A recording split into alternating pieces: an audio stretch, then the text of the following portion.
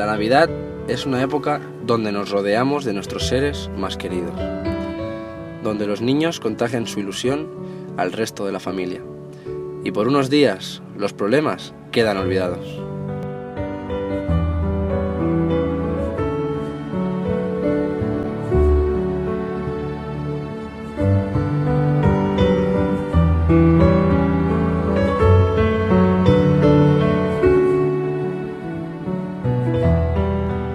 La Navidad, como el deporte, nos hace a todos un poquito más felices.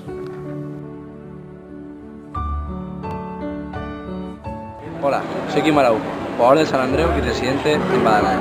Y para este 2014 os deseo a todos y a todo el deporte de Badalona muchísimos éxitos. ¡Feliz año!